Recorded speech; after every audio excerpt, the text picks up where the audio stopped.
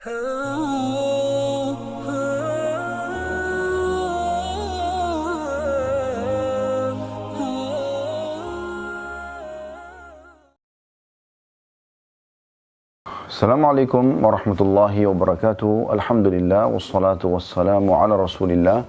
Segala puji dan puja kehadirat Allah Subhanahu wa taala, juga salawat dan taslim kepada Nabi besar Muhammad sallallahu alaihi wa ala alihi wa sahbihi wasallam. Kembali dari kota Rasulullah sallallahu alaihi wasallam Al-Madinah Al-Munawwarah.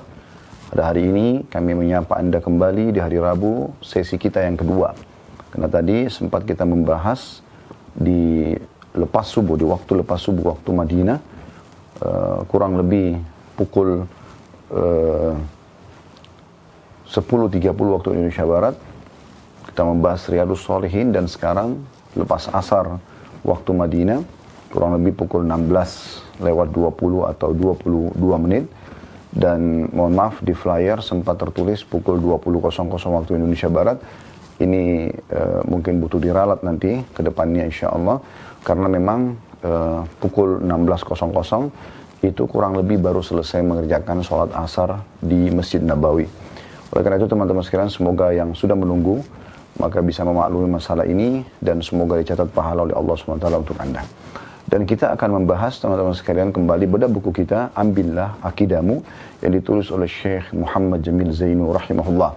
Dan kita akan melanjutkan langsung saja setelah kita membahas syirik besar dan syirik kecil pada pertemuan yang lalu.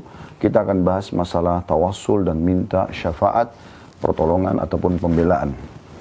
Pertanyaan pertama di sini, dengan apa kita boleh bertawassul kepada Allah? Ini pertanyaannya, karena ada jawabannya. Tawassul teman-teman sekalian adalah bagaimana kita berhubungan dengan Allah Subhanahu wa taala dengan menggunakan perantara. Ya. Jadi di sini misal nanti akan dijelaskan dalam pertanyaan ini, ada tawassul yang dibolehkan, ada yang tidak dibolehkan. Maka ada jenis yang dibolehkan, nanti akan kita paparkan insyaallah, dan ada jenis yang tidak dibolehkan. Intinya tawassul itu adalah mendekatkan diri kepada Allah SWT melalui perantara. Ya. Dan syafaat artinya meminta pertolongan. Pertanyaan pertama di sini, dengan apa kita boleh bertawassul kepada Allah? Jawabannya, tawassul ada dua macam kata beliau. Yang pertama, tawassul yang dibolehkan, dan yang kedua, tawassul yang dilarang.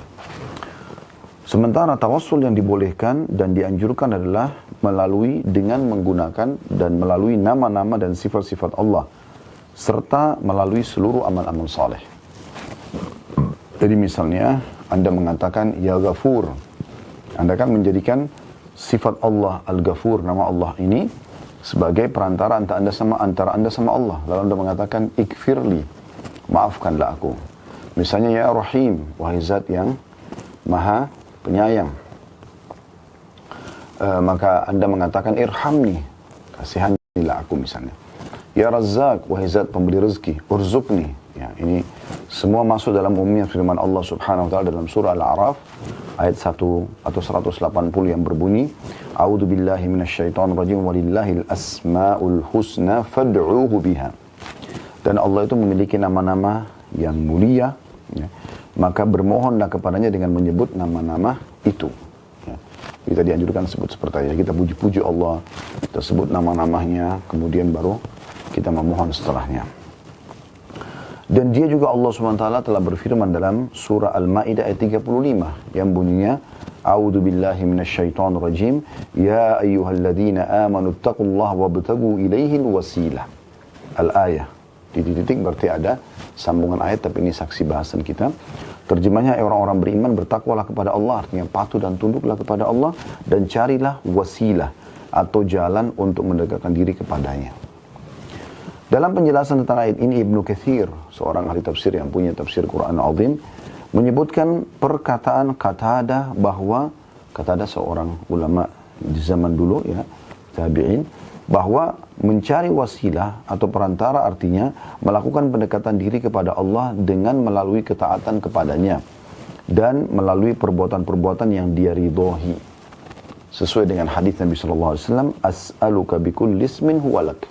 Aku memohon kepadamu ya Allah dengan setiap nama-nama yang engkau miliki. Ya. Ini hadis diriwayatkan oleh Imam Ahmad dan disahihkan oleh beliau. Juga Nabi SAW bersabda kepada salah seorang sahabat yang meminta kepada Nabi SAW agar ia bisa bersama beliau di surga. Maka Nabi SAW mengatakan, "A'inni ala nafsika bi kathratis sujud." Bantulah aku, tolonglah aku untuk memenuhi permintaanmu itu dengan banyak bersujud, yaitu memperbanyak solat. Dan ini adalah suatu amal soleh. Ya, hadits ini diriwayatkan oleh Imam Muslim. Jadi dari apa yang kita sampaikan tadi ini, tawassul yang dibolehkan, kita boleh menggunakan amal-amal soleh, ya, kita boleh menggunakan nama-nama Allah Subhanahu Wa Taala untuk jadi perantara antara kita sama Allah Subhanahu Wa Taala. Kita dekatkan diri dengan menggunakan nama-nama tersebut. Dan ini jauh lebih baik. Makanya pernah ada seorang sahabat masuk ke dalam masjid, lalu kemudian tiba-tiba dia mengatakan atau berdoa, "Ya Allah, ampuni aku." Kata Nabi SAW, "Istajala hadza." Orang ini buru-buru sekali. Harusnya dia memuji Allah dulu, kemudian baru dia baca salawat kepada Nabi Muhammad SAW, baru dia sampaikan hajatnya. Ya. Jadi ini kita menjadikan ya, amal nama-nama Allah sebagai perantara antara kita sama Allah SWT. Demikian juga dengan seluruh jenis amal soleh. Seperti tadi misalnya riwayat yang sangat jelas bagaimana seorang sahabat dia pernah melayani Nabi SAW di malam hari. Dia siapkan air wuduknya, dia sholat bersama Nabi SAW. Memang dia malam itu niat ingin berkhidmah pada Nabi SAW.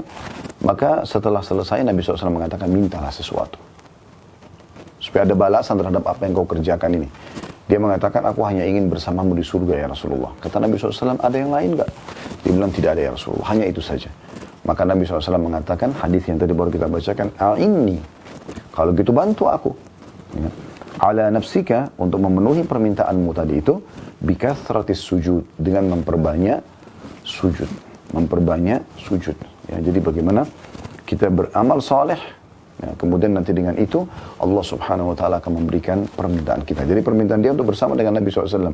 Maka dia beramal saleh dulu, baru Nabi SAW bisa bantu dia di sisi Allah Subhanahu Wa Taala. Dan beliau mengatakan juga, masih di pertanyaan pertama nih, masalah tawassul yang dibolehkan ya. Dan sebagaimana kisah orang-orang soleh yang berada dalam gua yang tertutup oleh batu. Dan mereka bertawassul dengan amal-amal soleh mereka. Maka Allah membukakan pintu gua tersebut untuk mereka. Dan ini kisahnya masyhur, ya, saya ingatkan kembali. Kata Nabi SAW, dulu sebelum kalian, maksudnya bukan umat Nabi SAW, tapi umat sebelum kita. Orang-orang soleh di antara mereka, pernah 3 orang jalan, kemudian mereka mendapati langit gelap dan turun hujan yang deras. Maka mereka pun berlindung ya di dalam sebuah gua. Karena derasnya hujan, maka ada batu yang sempat jatuh dari atas bukit tersebut dan menutupi mulut gua itu. Maka mereka tidak bisa mendorongnya karena batu itu sangat besar dan menutupi semua lubang gua tersebut. Maka salah seorang antara mereka berkata, tidak ada yang bisa mengeluarkan kita dari sini kecuali Allah SWT. Dan mari kita coba ya bertawassul, kita coba menyebutkan amal-amal terbaik kita yang pernah kita kerjakan. Semoga dengan amal itu Allah mengeluarkan kita dari tempat ini. Maka mulailah satu orang di antara mereka menceritakan, mengatakan, "Ya Allah, sesungguhnya engkau mengetahui ada seorang wanita yang sangat aku sukai. Dan aku selalu mengajaknya untuk berzina. Tapi dia menolak. Sampai satu hari dia pun datang dan pada saat itu dia membutuhkan bantuan. Akhirnya dia menyerahkan diri. Ya. Dia menyerahkan diri. Maka pada saat saya sudah berada di antara dua pahanya, maka saya pun ya pada saat itu diingatkan oleh wanita tersebut. Wanita itu mengatakan, bertakwalah kepada Allah, jangan kau letakkan sesuatu kecuali pada tempatnya. Maksudnya, kalau kau ingin letakkan kemaluan harus dengan cara yang benar. Nikah bukan dengan cara begini. Maka aku pun tiba-tiba takut kepadamu, ya Allah. Kalau seandainya aku meninggalkan perzinahan tersebut, ini dari wanita yang sangat disukainya, sudah lama dia kejar-kejar dan sekarang pasrah. Sudah berada di antara dua pahanya, artinya sudah tinggal berzina saja. Ya.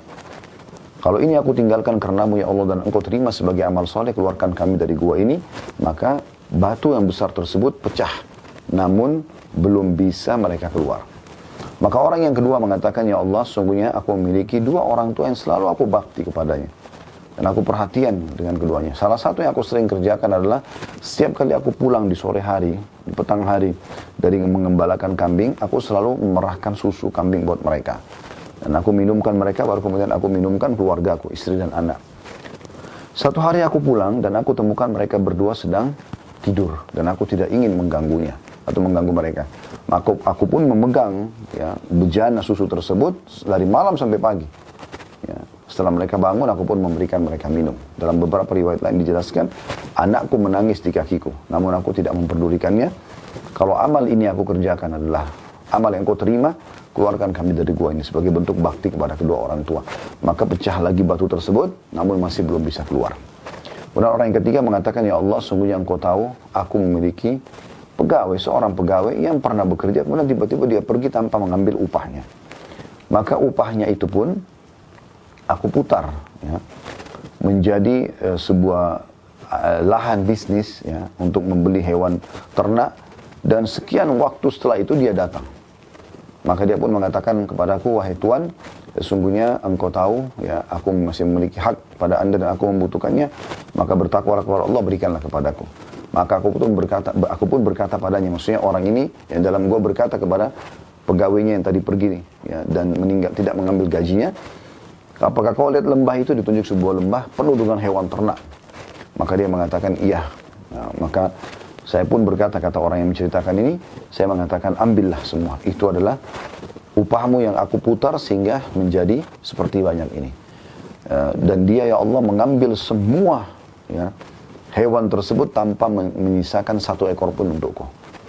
Maka kalau seandainya aku mengerjakan ini karena Allah, karenamu ya Allah, dan engkau terima, keluarkan kami dari gua ini, maka akhirnya batu tersebut pecah lagi, yang cukup membuat mereka keluar dari gua tersebut.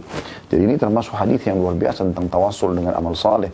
Bagaimana amal-amal saleh kita bisa kita gunakan di saat kita genting. Misalnya Anda kena penyakit kronis, Anda bangkrut usaha, Anda terlilit utang, Anda bisa khusyuk minta kepada Allah Subhanahu wa taala. Anda ingat kira-kira amal yang paling Anda berharap itu pahalanya sempurna di sisi Allah. Mungkin Anda pernah bersedekah, Anda pernah meninggalkan yang haram, gitu. Anda pernah bakti sama orang tua, Anda pernah bantu kerabat, dan seterusnya. Maka Anda bisa sebutkan, ya Allah, amal itu aku pernah kerjakan begini dan begitu. Lalu Anda bicara berdua dengan Tuhan Anda, Allah SWT. Semoga kalau amal itu diterima, maka Allah SWT akan menyelesaikan permasalahan Anda. Tentu ini tidak akan mengurangi kadar pahala daripada ibadah tersebut ya. Karena Allah SWT akan simpankan pahalanya dipanen pada hari kiamat nanti. Tapi kita hanya menjadikannya sebagai perantara saja. Nah ini hal yang dibolehkan, menggunakan nama-nama dan sifat Allah, dan juga menggunakan amal-amal saleh yang pernah kita kerjakan, termasuk dalamnya adalah meninggalkan sesuatu yang haram. Poin kedua, tawassul yang dilarang. Ini masih pertanyaan pertama tadi ya. Tawassul ada dua macam, yang dibolehkan dan dilarang. Yang dilarang adalah, yakni dengan memohon kepada orang-orang mati dan meminta mereka untuk memenuhi kebutuhan kita.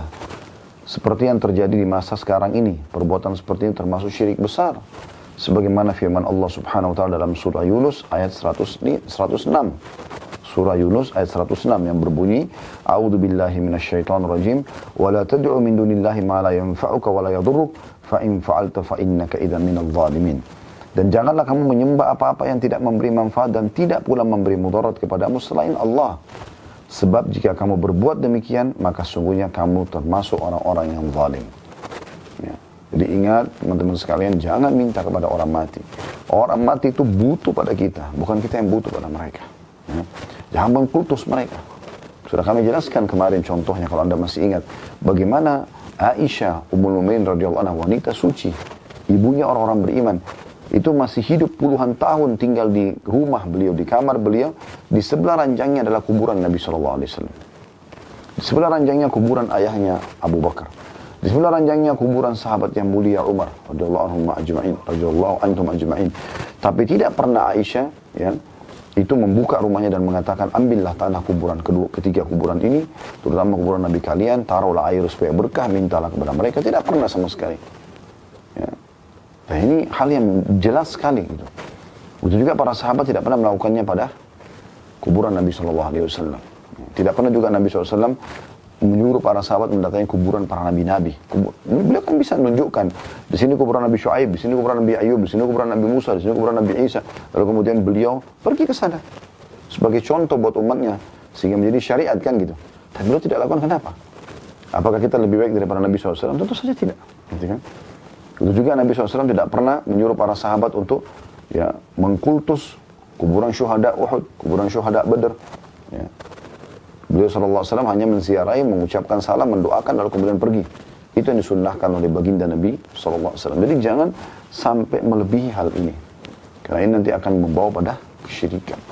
Makanya kebanyakan subhanallah, dukun-dukun, ya, itu mereka mengkultuskan kuburan. Ya, ya. Mensakralkan kuburan tersebut. Ya. Yang membawa sesajen dengan segala macam. Yang sebenarnya tidak ada hubungannya sama sekali. Tapi mereka melakukan itu untuk bertolak belakang dengan hukum Allah subhanahu wa ta'ala. Kemudian beliau mengatakan, adapun bertawassul dengan kemuliaan Rasulullah SAW seperti mengatakan, ya Rabbku, dengan kemuliaan Muhammad SAW, sembuhkanlah aku, maka itu termasuk tidak dibolehkan juga. Ya.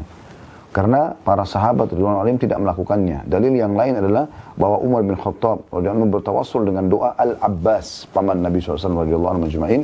Ketika ia masih hidup, pada saat itu Umar tidak bertawassul kepada Rasulullah SAW karena beliau sudah meninggal. Ada sebuah riwayat sahih, di zaman Umar bin Khattab pernah terjadi paceklik, panas, kering sekali kota Madinah. Maka beliau mengajak muslimin untuk sholat istisqa, minta turun hujan. Nah di saat itu beliau menghadirkan paman Nabi Al-Abbas radhiyallahu anhu yang masih hidup di masa beliau. Maka Umar mengatakan dalam doanya, ya Allah, sungguhnya kami dulu di masa Nabi kami masih hidup, kami jadikan Nabi kami perantara antara kami dengan engkau. Dan sekarang Nabi kami sudah meninggal dan ini pamannya Abbas. Kami jadikan perantara antara kami sama engkau, maka terimalah doanya. Lalu Abbas pun berdoa, kemudian Allah turunkan hujan. Nah dari riwayat ini kita bisa lihat bahwasanya boleh juga orang bertawassul dengan orang saleh masih hidup. Orang tua kita, guru kita, kita mengatakan tolong doakan saya, tolong mohon ampunkan kepada Allah untuk saya gitu kan. Bisa saja. Sebagaimana para sahabat melakukannya pada Nabi SAW. Ya. Tapi setelah Nabi SAW meninggal, setelah orang tua kita meninggal, sesoleh apapun orang yang kita kenal dari guru-guru kita, maka tidak boleh lagi kita minta kepada mereka untuk bertawassul dengan mereka setelah mereka meninggal. Kata beliau, tawassul seperti ini dapat menyeret kepada perbuatan syirik nantinya. Kalau orang melakukannya, ya maksudnya dia datang kepada orang yang sudah mati lalu minta-minta, ya. Apabila diyakini bahwa Allah membutuhkan seorang perantara seperti raja atau pemimpin lainnya, karena kita berarti tidak, atau berarti kita telah menyamakan atau mempersamakan yang maha pencipta dengan makhluknya. Jadi ini bisa dikuatkan dengan riwayat yang kami sebutkan kemarin ya. Bagaimana para sahabat Ridwanullah alaihim kalau sendal mereka putus, mereka mengangkat tangan ke langit lalu langsung minta kepada Allah subhanahu wa ta'ala. Itu pertanyaan pertama tentang tawassul yang dibolehkan dan tawassul yang tidak dibolehkan. Pertanyaan kedua, apakah doa itu memerlukan perantara manusia? Jawabannya tidak, sama sekali tidak. Allah SWT berfirman dalam surah Al-Baqarah ayat 186. A'udzu billahi minasyaitonir rajim wa idza sa'alaka 'ibadi anni fa inni qarib. Al-ayat. Dan apabila hamba-hambaku bertanya kepada Muhammad tentang aku, katakanlah bahwasanya aku sangat dekat. Dan lanjutan ayat itu, ujibu da'watad da'i idza da'an, aku akan jawab panggilan orang-orang menyeru kepadaku. Falyastajibu li, oleh karena itu mereka ya mengarah kepadaku. Wal yu'minu bi, mereka beriman kepadaku. La'allahum yarshudun, semoga mereka mendapatkan petunjuk itu. Dan Nabi SAW mengatakan dalam sebuah hadis yang sahih riwayat Imam Muslim, innakum tad'una sami'an qariban wa huwa ma'akum.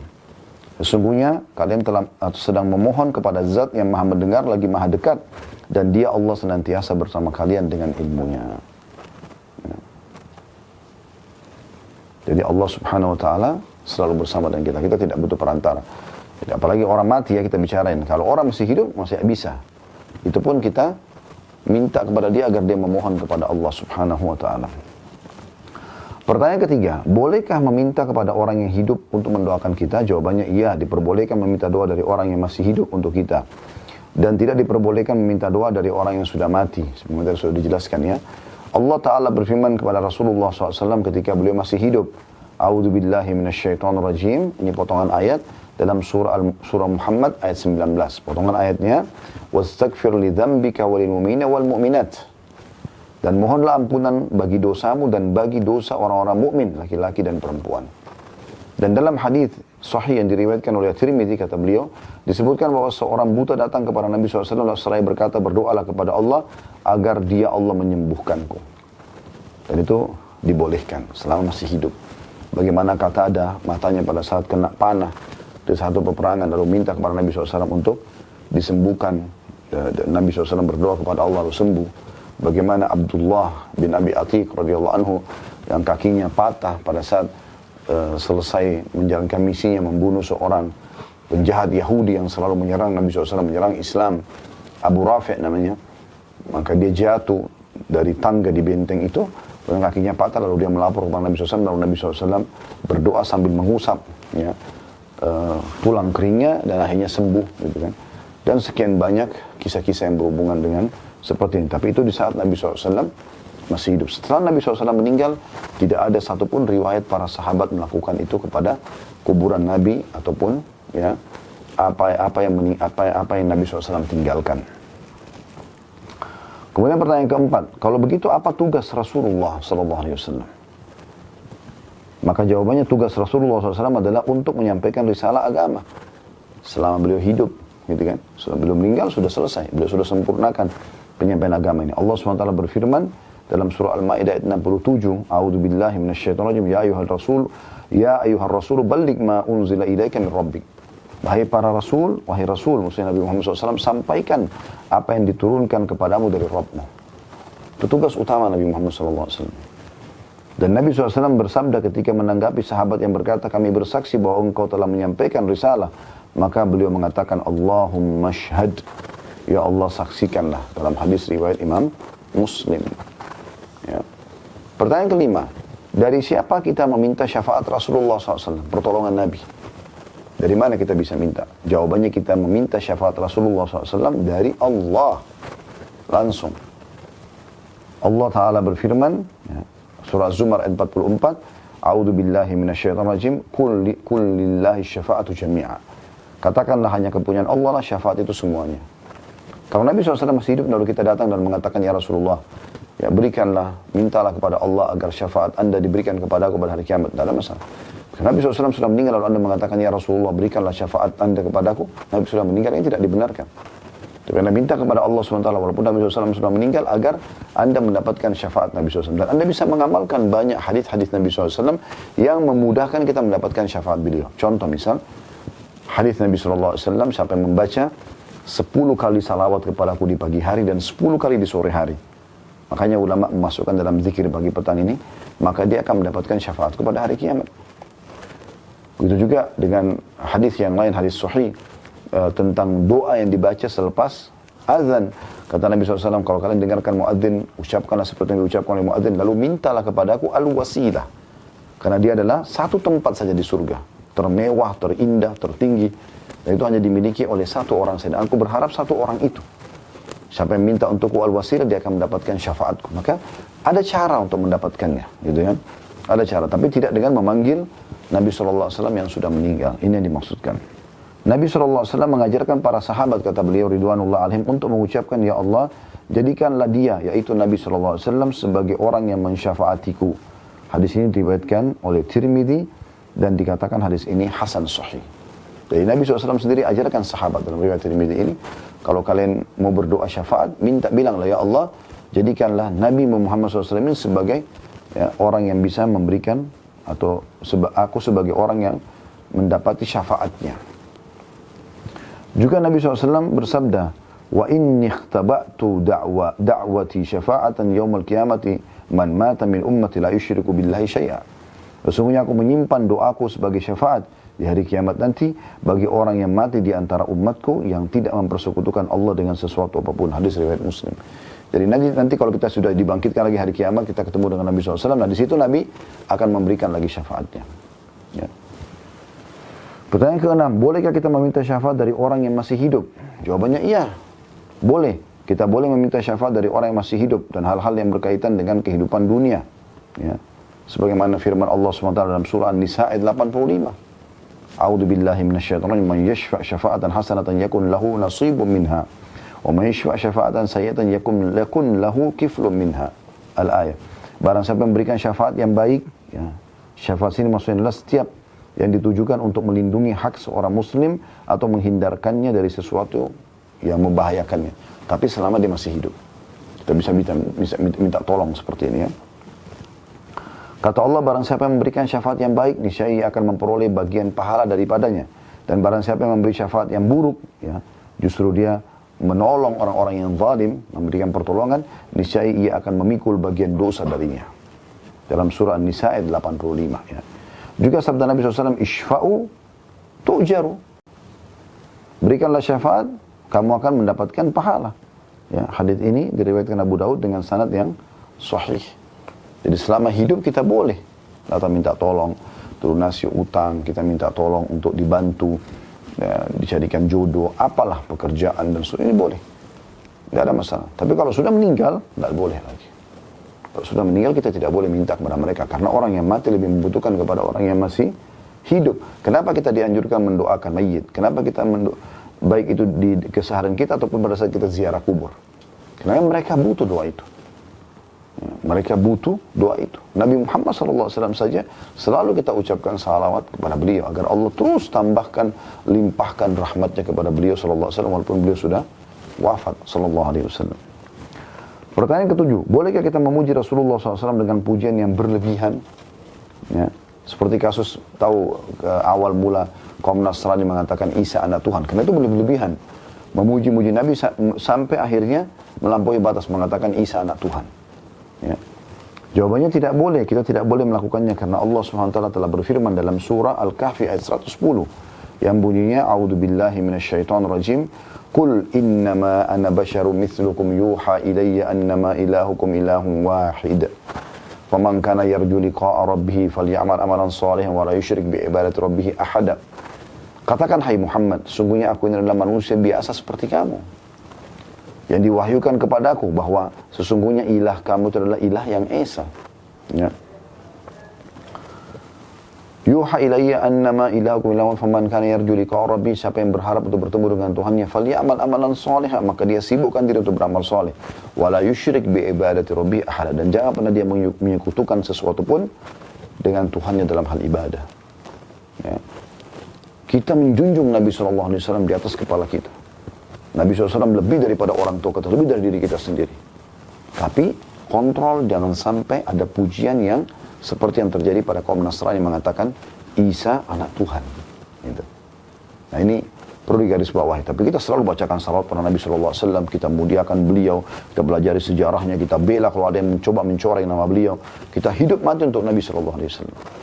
Tapi khusus masalah puji-pujian yang melampaui batas, apalagi sampai itu adalah pujian untuk Allah Subhanahu wa taala, maka jangan sampai kita mencapai ke sana gitu ya.